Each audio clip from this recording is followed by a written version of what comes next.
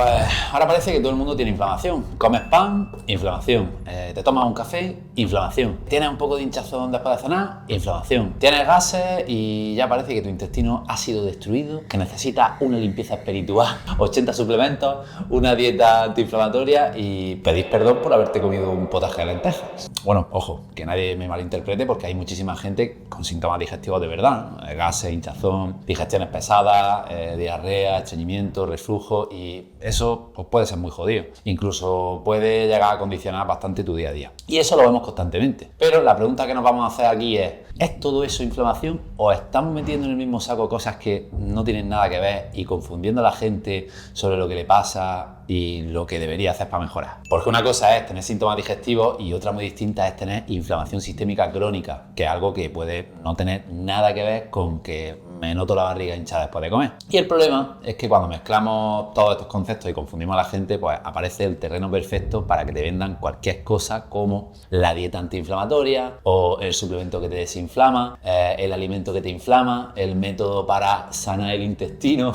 y al final pues hay gente que acaba teniendo miedo a alimentos normales pensando que está enferma, cuando muchas veces lo que necesita no es todo eso que le intentan vender, sino entender realmente qué le está pasando y desde ahí ver cómo puede mejorarlo. Por si eres nuevo por aquí, pues voy a presentarme esas cosas que se suelen hacer, ¿no? Yo soy Alberto Cara, me dedico a la nutrición y al entrenamiento y quería hacer este vídeo pues porque llevo un tiempo viendo que el tema de la inflamación se está yendo un poco de las manos y es entendible porque cada vez hay más gente con molestias digestivas, con hinchazón, con gases, con digestiones pesadas, pero el problema es que pues ahora parece que la explicación para absolutamente todo es que está inflamado. Y claro, entre eso y la cantidad de vídeos que hay en redes diciendo que el gluten, los lácteos, las legumbres o prácticamente respirar inflama, pues al final mucha gente acaba perdida y con miedo a la comida. Y para empezar, pues hay que entender por qué ahora parece que todo el mundo está inflamado, porque sí parece que cada vez hay más personas con molestias digestivas, pero creo que no hay datos objetivos tampoco como para afirmarlo. Es cierto pues, que tendría sentido, ¿no? Una posible explicación podría ser que vivimos con más estrés, que dormimos peor, que hay más ansiedad, más sedentarismo, peor relación con la comida. Mucha gente pues, come rápido, come trabajando, come mirando el móvil, tiene horarios caóticos, tira mucho de ultraprocesados y apenas se mueve durante el día. Y todo eso, pues evidentemente, podría estar afectando. Si es que muchas veces esperamos que el sistema digestivo funcione perfecto mientras llevamos unos hábitos pues, que son un desastre, ¿no? Y ojo, que esto no va de culpabilizar a nadie, porque al final es la situación en la que vivimos todos, pero sí hay que entender que el cuerpo no funciona aislado del resto de lo que pasa en tu vida. El estrés influye, el descanso influye, cómo comes influye, cuánto te mueves influye, todo eso va sumando. El problema creo que viene en cómo se interpretan esos síntomas, porque ahora mismo alguien pues, se hincha después de comer o tiene distensión abdominal o tiene gases y automáticamente piensa que está inflamado, ¿no? Porque lo escucha en redes sociales, o que tiene el intestino fatal, que hay alimentos tóxicos, que el gluten le está destruyendo por dentro o que necesita quitarse media dieta para sanarse. Para empezar, la inflamación como tal no es mala. De hecho, la necesitas para vivir. Es un mecanismo normal de defensa del cuerpo, ¿no? Si te hace una herida, pues hay inflamación. Si tienes una infección, hay inflamación. O sea que muchas veces parece que la inflamación es como algo súper dañino y realmente el cuerpo necesita inflamarse en ciertos contextos. El problema no es la inflamación en sí, el problema es cuando hablamos de inflamación crónica de bajo grado, que eso es otra historia, ¿no? Y esa sí existe, es algo que está muy estudiado, se relaciona mucho más con el exceso de grasa visceral, con el sedentarismo, con el estrés crónico, dormir mal, fumar, mala salud metabólica, es decir, con hábitos mantenidos en el tiempo que acaban afectando al organismo. Pero claro, de ahí a pensar que porque un día tengas gases después de comer, pues ya está inflamado sistémicamente, ¿no? Pues hay un trecho importante. También pasa mucho pues, con la fibra, las legumbres, vegetales integrales. Hay gente que lleva años comiendo poca fruta, poca verdura, pocas legumbres y de repente quiere empezar a comer mucho más, ¿no? De un día para otro, se mete un plato enorme de ensalada, un plato de legumbres y luego el cuerpo pues protesta un poco, ¿no? Y eso no significa que esos alimentos sean malos. Muchas veces significa simplemente que el sistema digestivo necesita adaptación. La microbiota también se adapta, la tolerancia digestiva cambia, el cuerpo no funciona como un interruptor, ¿no? Y aquí es donde para mí pues, se mezcla muchísimo el concepto de inflamación con el de molestias digestivas, porque sí, pueden estar relacionados en algunos casos, pues claro, pero no son lo mismo. Uno de los mayores problemas relacionados con esto es que mucha gente elimina alimentos, deja de tener molestias digestivas y automáticamente piensa que ya ha encontrado la solución definitiva y que eso es lo que le funciona, ¿no? Pasa muchísimo. Pasa con las dietas keto, carnívoras, con quitar verduras, quitar legumbres, pero claro, aquí hay que entender qué está ocurriendo en realidad, ¿no? Porque si tú reduces mucha fibra, mucha fermentación o mucho volumen digestivo de golpe, es bastante normal que tengas menos síntomas digestivos, menos gases, menos distensión, menos sensación de pesadez. Eso puede pasar, claro que sí. Ahora bien,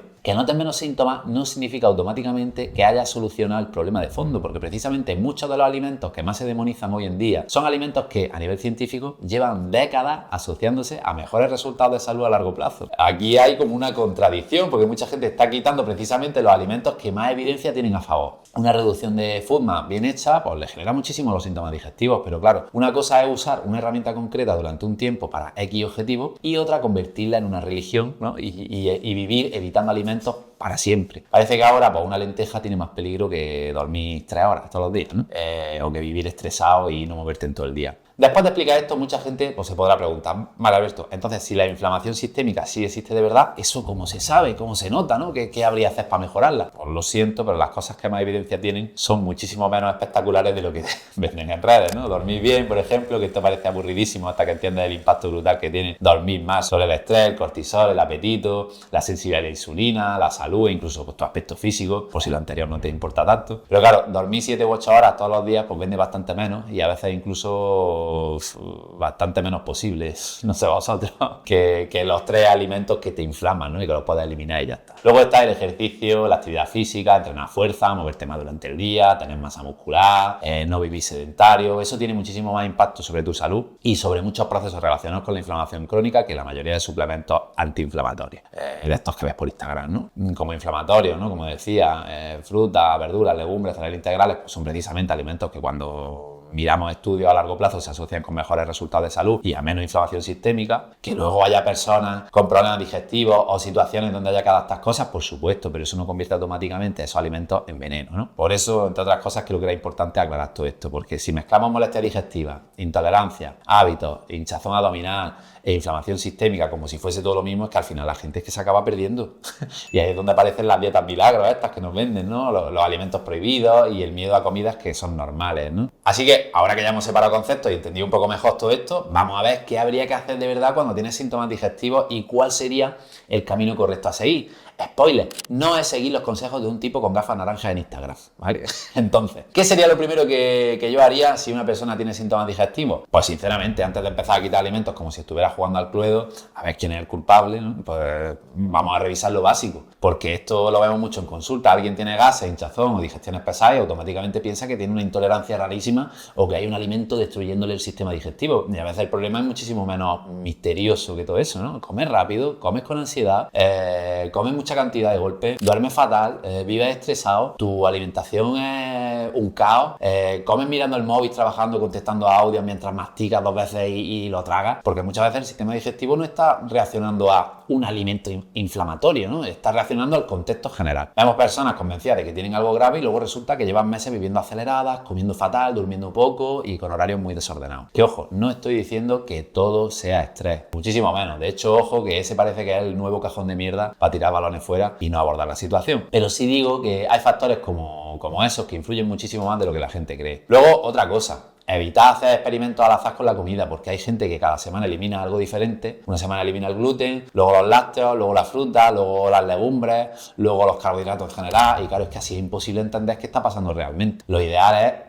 observar patrones, pues cuándo aparecen los síntomas, con qué alimentos, en qué cantidad, en qué contexto, si pasa siempre o solo a veces, si coincide con épocas de más estrés o ansiedad, si empeora cuando comes más rápido o haces comidas más grandes, porque muchas veces no es la comida, es cómo comes, cuánto comes, en qué situación estás. Y aquí, pues, un diario de síntomas bien hecho puede ayudar muchísimo más que cualquier vídeo de TikTok de los 5 alimentos que te inflaman, ¿no? Luego, evidentemente, hay estrategias dietéticas que sí pueden ayudar en algunos casos concretos. Por ejemplo, las dietas bajas en FODMAPs pues tienen bastante evidencia para ciertas personas con determinados problemas digestivos, pero cuidado con esto porque lees en internet cualquier cosa sobre las dietas bajas en FODMAPs y ya parece que todo el mundo tiene que vivir a base de 4 alimentos el resto de su vida y no. Una dieta baja en FODMAPs, cuando está bien planteada, normalmente es temporal, se usa para reducir síntomas, identificar qué desencadena esos síntomas y luego se van reintroduciendo los alimentos poco a poco, ¿no? Porque el objetivo no es vivir evitando alimentos para siempre, el objetivo es recuperar tolerancia, calidad de vida y una alimentación lo más variada posible y no limitar alimentos que son buenos para tu salud, como las legumbres o las verduras. Bueno, y punto importantísimo, saber cuándo necesitas ayuda profesional y qué tipo de ayuda necesitas, porque muchas veces el dietista solo,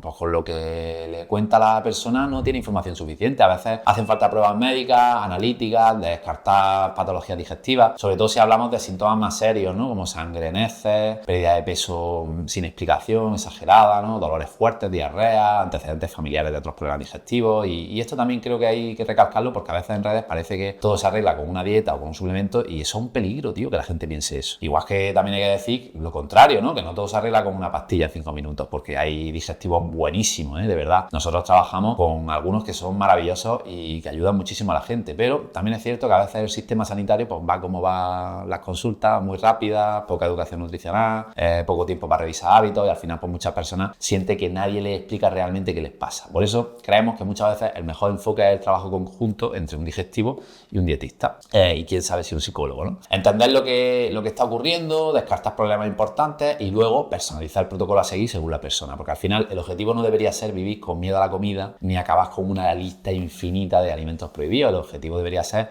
entender qué te pasa, mejorar los síntomas y recuperar tu vida pues sin estar obsesionado con que todo te inflama. Y al final, pues después de todo lo que hemos hablado, creo que la idea más importante con la que me gustaría que os quedarais es que no todo es inflamación y sobre todo no todo se arregla quitando alimentos, porque de verdad creo que hay mucha gente viviendo con miedo a la comida sin necesitarlo, personas que sienten que tienen el intestino fatal, que creen que su cuerpo rechaza medio supermercado, cuando muchas veces lo que hay es una mezcla de síntomas digestivos, malos hábitos, estrés, desinformación y mucho miedo generado alrededor de la comida. Porque sí, pues hay personas con problemas digestivos de verdad y hay gente que necesita tratamiento, seguimiento y un abordaje en condiciones, pero el problema no es que exista gente con molestias digestivas, el problema es que ahora parece que todo el mundo está enfermo por comerse un plato de pasta. Y nada, decidme en comentarios si alguna vez habéis pasado por algo de esto, si os han vendido alguna dieta antiinflamatoria, si habéis acabado quitando 1000 alimentos por miedo, ¿no? Si habéis estado un tiempo pensando que todo sentaba mal, porque nosotros pues en consulta hemos visto muchísimas personas así, y si el vídeo os ha ayudado a entender un poco mejor todo este tema, pues compartirlo con alguien a quien le pueda venir bien, porque creo que hace falta meter un poco de sentido común y menos humo a este tema. Y bueno, también podéis seguirme por Instagram, que por allí subo bastante contenido, también algo más personal, y si necesitas ayuda profesional de verdad para mejorar tu alimentación, tu composición corporal o tus hábitos sin obsesiones ni restricciones sin sentido, pues tienes mi asesoría en albertocara.es, toda la info en la descripción. Y nada, gracias por ver el vídeo, nos vemos en el siguiente.